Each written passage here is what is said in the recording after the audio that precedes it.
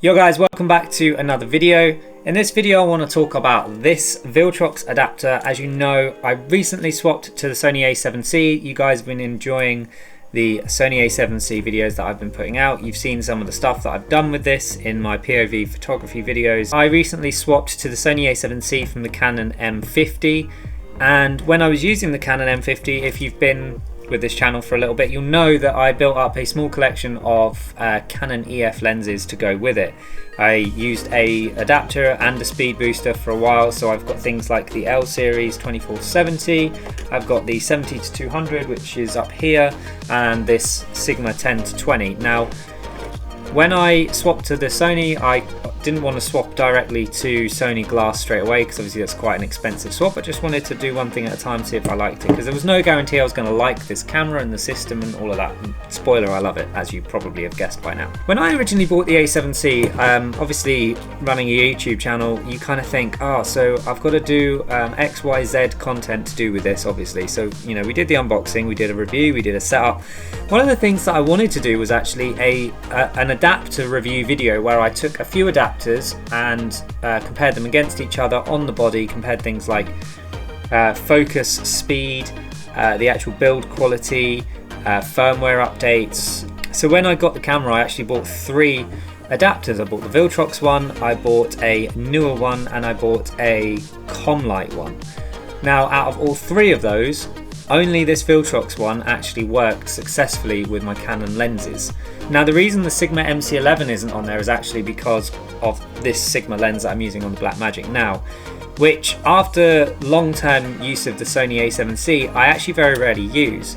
Now the Sigma MC11 doesn't work with this 10-20, and I might have a go with it at some point because as I don't use this 10-20 much with the A7C, I feel like the MC11 might perform a little bit better. Like I said, the Viltrox is the only one that actually worked properly. The Comlight one was, it didn't autofocus at all, and the newer one, the build quality on that was terrible, and the autofocus was really slow and jumpy, almost as if it was only using contrast detection as opposed to phase detection. Now, I'm not going to get into phase versus contrast detection in terms of technicalities or anything like that, because quite frankly, I don't know enough about it to be able to kind of give you guys a lecture on it. However, the Viltrox adapter works perfectly fine, okay? Photo and video, but there is one downside, and that is you can probably see this little switch just here. There's a little switch on the side of this adapter which changes between contrast and phase detection, autofocus, and for whatever reason, the video mode of the Sony A7C autofocus doesn't work in phase detection, but it does in contrast. But photo works for both, but it's much superior in phase detection. Now I'm not 100% sure why that is. I should probably look that up. If I've looked it up, you will see a little explanation, or I will be interjecting right now to tell you why. For all intents and purposes, we're going to review this Viltrox adapter on its own now, and do you know what? It's brilliant. Its build quality is pretty decent. There's barely any play in the actual mounting mechanism itself. Like it's pretty solid. There's only a tiny bit of back and forth, but that's to be expected with pretty much every single mount. It's not weather sealed, which is, it's okay. Like, I think I'd prefer it to be weather sealed. I can never remember where the button is on the Sony. I'm so used to Canon. It's not technically weather sealed around here, so I've taken it out in the rain and it's been perfectly fine. So the build quality of this adapter is actually pretty damn good. I'm pretty impressed with the actual quality of it. It was £107. It's got no glass in it because it's not a speed booster, so it won't be anywhere near like the 200-250 mark, but it does obviously have to convert some of the electrical signals inside the lens to the camera to be able to drive the autofocus, etc.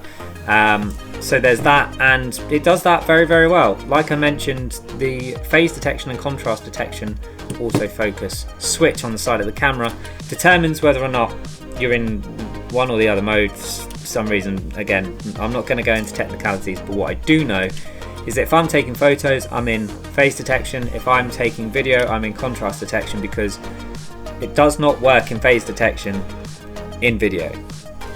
that's probably the biggest thing. Is as a hybrid shooter, I'm out and about. I mean, at the moment it's not too bad because of the type of stuff that I'm making, but usually if I want to quickly swap between photo and video, it's a real simple change between flicking a switch on top of the camera. On this camera again, you've obviously just got a dial, just turn it, but I've also got to flick this switch, wait a couple of seconds for the camera to kind of figure out what it's doing, because you've just changed a mode and it's like, I'm not used to this, and then you're away. That combined with the fact that the Sony for some reason likes to freeze every now and again, and I'm not quite sure why. It's something to do with the software. It's just a niggle with the camera, really. Just makes it a little bit clunky to use. So if you are really needing something that you can go quickly from video to photo with a flick of a switch and not have to worry about it on a Sony camera, then maybe this isn't for you. Maybe you should check out the MC11. And if I do get an MC11, obviously you can expect an MC11 video from me, because I mean, I make camera videos on YouTube, that's what we do, and I will let you know exactly how that works. But in terms of autofocus, it's brilliant, it's fast. I've got 2 dogs, as I'm sure you've seen from the POV videos. That's what I take a lot of pictures of, and it's very good at doing it. It tracks very well, it focuses in very well, it doesn't hunt too much unless you're in contrast detection and photo mode by mistake. To be fair to the actual adapter, I'm pretty sure that it does enough of a job of passing through all the electronical signals, and the actual kind of drawbacks are due to either the Canon and Sony lens matchup rather than the actual adapter itself. I think that it's a fairly transparent electrical signal between the two. So I'm pretty impressed with that. I am running the latest firmware of it. I did double check that before I thought about writing down my thoughts for this review, and when I was out testing it and stuff. But yeah, I'm a big fan of this. I've checked I've used a focus chart to check the actual kind of focus, whether or not it's focusing properly with an adapter, and it is. There was no adjustment needed. I tried it a few different focal lengths just to see it, and it was perfect. So with that in mind, I can say that the autofocus works very well. Like I said, the build quality is pretty damn good. There's barely any play in the mount on either end. The front end that actually attaches to the camera is actually really solid. The switch is fairly responsive. There's no sticking on there. The contact pins are gold plated, so typical standard of electrical there. But other than that, there really isn't a lot to do with the actual camera when it comes to the switch. Oh, maybe this switch, if I was to pick, maybe this switch could be moved a little bit further forward, because it's a bit of a pain in the arse to get to all the way back here, but swings and roundabouts. Now, because this doesn't have any glass in it, you don't have to worry about any kind of shift in focusing. So you might have seen I released a short on the channel about the adapter that I use for the Blackmagic, which does have a piece of glass in it, a glass element that I was having trouble focusing to infinity with, and originally I thought it was the vintage lenses that I was using, but actually it's not. It was to do with the glass in the actual adapter that you can turn to adjust that to focus to infinity, and now that's fixed. That's brilliant, but you don't have to worry about it with this because it doesn't have a piece of glass in it. I'm just digressing like I do and promoting another video on the channel, because why not? Okay, with that in mind then, there really isn't a lot more to say about this adapter. It's an adapter, it doesn't have a piece of glass in it. There's not really much you can, I guess, test with it. I mean, you've seen plenty of shots that I've used this with on this channel. You've seen it on Instagram if you follow me over there. If you don't, at George_Demner on Instagram, please go follow me. And it's pretty brilliant. I'm probably going to pick up the MC11 just to test it, because I've been thinking about it over the course of this video and I want to know if I'm missing out on anything.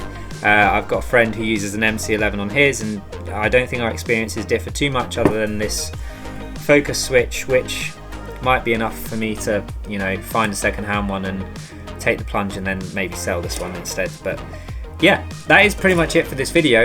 If you did like it, don't forget to like, comment, get subscribed, and like the bell to stay up to date for whenever I release a new video. It has been lovely getting back to making another YouTube video. It feels like coming home. And I hope you guys enjoyed it. Regular subscribers, if you're new here, don't forget to subscribe please, because it really helps the channel. Like I said, most people that watch these videos, I think it's about 98-99% aren't subscribed, so that would mean a lot if you could. But like I said, until the next video, see ya.